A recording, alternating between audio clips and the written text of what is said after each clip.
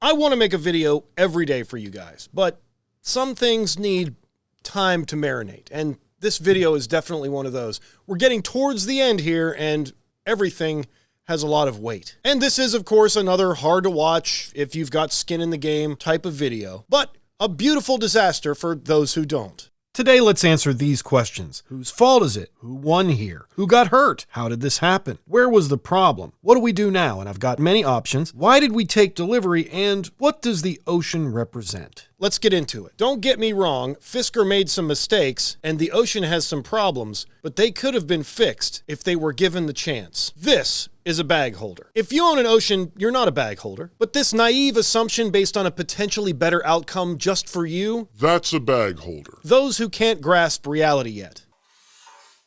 This family signed a deal that said, we as your lender will take all, will sacrifice your investors, your owners, your suppliers, your manufacturing partners, the people that work for you, at a job where a title is almost irrelevant because you're being forced to wear every hat, and the excuse is it's a startup. The note holder continues, we will cut them off at the knees. The shares will be worthless. The vehicles will be bricks. The employees will be jobless. The suppliers won't be paid. Your business partners, your landlords, your customer service provider, nobody's getting paid if we don't get paid first. Henrik signed that.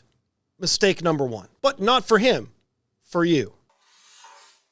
Aside from the salaries for him, his wife, his daughter, and a lot of his extended family based on reports, this guy made at least $20 million on this company before the car came out. He didn't make this car to sell you an ocean. He made this car because he needed money.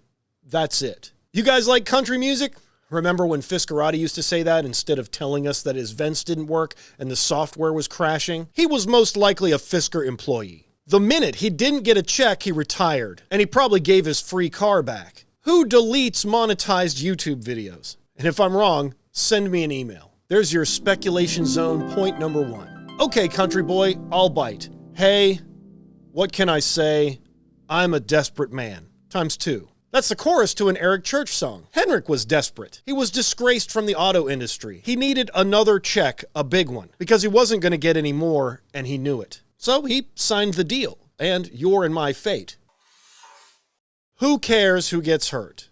He knew he could pump it. He's great at that. This is a fact. He's a salesperson. He knew he could dump it. That's a fact. He got out way early for big money. All of this is legal, by the way. The illegal stuff happened slowly, behind closed doors in small increments. That startup stuff, sorry, you don't work this schedule anymore that we promised. Don't go to lunch, we're in a meeting. I'm not paying your mileage or charging because you're not charging at the provider that we provided you with. Oh, and you need to write up the work order that is not your job and fill it out that's not your job and move it to the right place.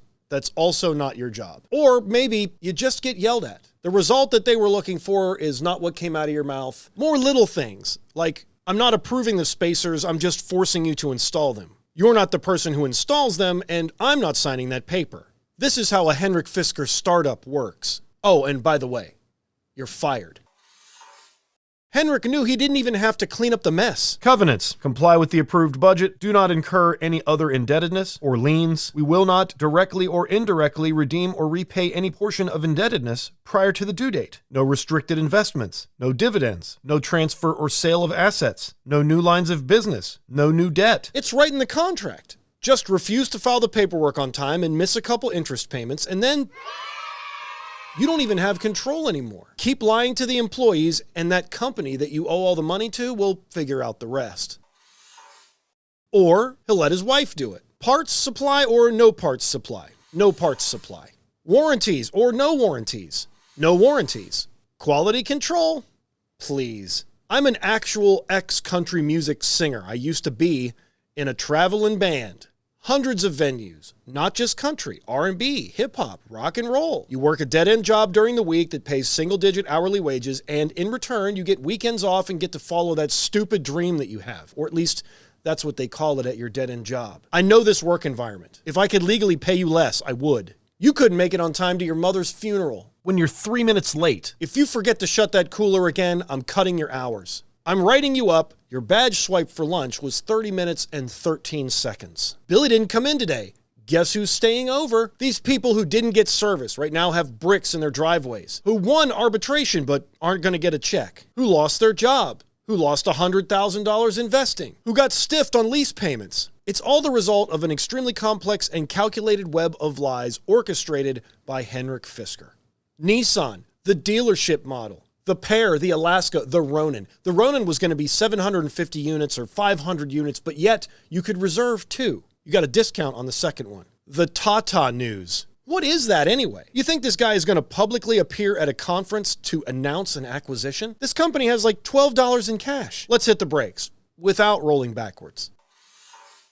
We need to heal as a community. Investors, do you. This is not an investor, by the way. This is a bag holder, and he's in the forum, the group, the thread, whatever else, but he's usually more cloaked than he is on this one. I don't know what I like better, losers stay losers or 2 cents was a good buy. That's my 2 cents. If you invested and you lost big, I'm really sorry. But if you're buying now, you're day trading. You're not investing. There's no mission behind that money. If you've got an ocean and you're underwater and you want to get out, but you can't, well, call Chase, at least if you have Fisker Finance, because, well, let me just show you. My call was transferred to Chase's cease and desist department. The Chase rep acknowledged that Fisker had stopped communicating with Chase and some other Fisker owners have stopped making payments. And I was asked, quote, if a buyback was an option, would you consider it, end quote. If that's intriguing, I encourage you to call Chase and see what they're talking about. Want to raise money?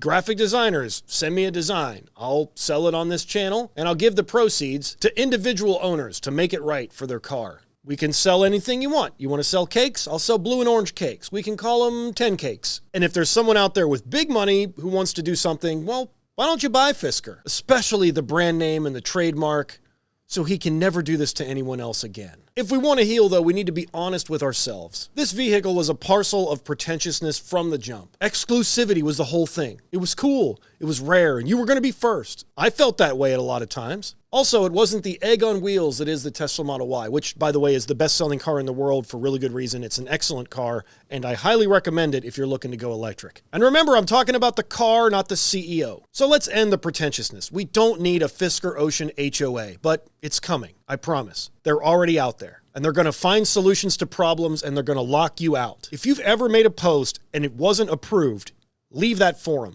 They don't deserve your screen time.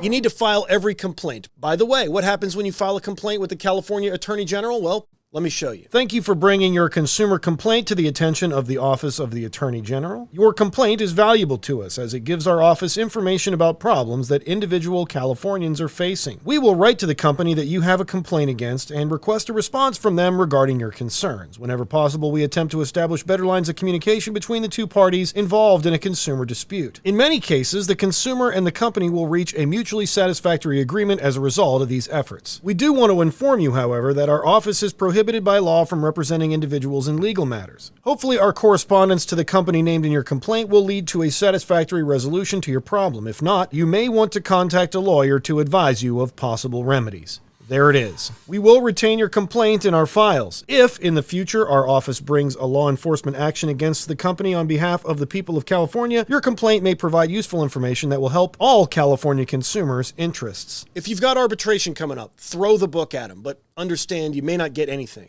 But you did get a win in court, that might help later. Also, Henrik, if you'd like to come on the channel to publicly apologize for all the mistakes you made, I'd be more than happy to have you here. In fact, I'll get a bunch of your ex-employees together and you can apologize publicly to them in person, kind of. You're neck deep in NDAs, that's all you'll be able to say anyway, but you can say you're sorry.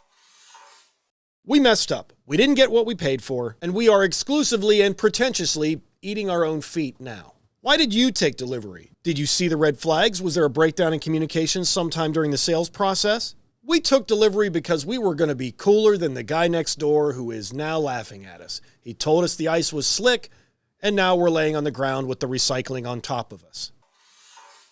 Finally, this will no doubt be a rare vehicle eventually, but that doesn't mean it deserves to survive. Drive it till it breaks?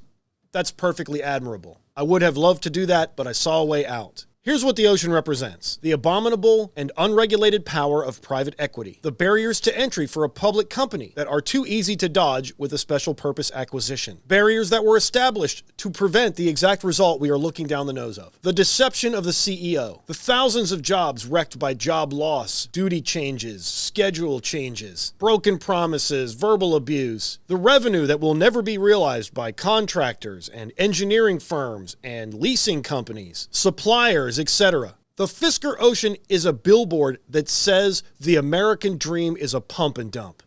That's what you're driving. And there'll never be a cocaine arrest or a Back to the Future appearance. If you're a former technician and you want to help out, reach out to me. I got an idea. And it'll help you too. Join Patreon or become a YouTube member to support what I'm doing to help you on this channel. And let me know your thoughts in the comments below. Subscribe for more. We'll see you on the next one. Hey, smash the like button. Thank you.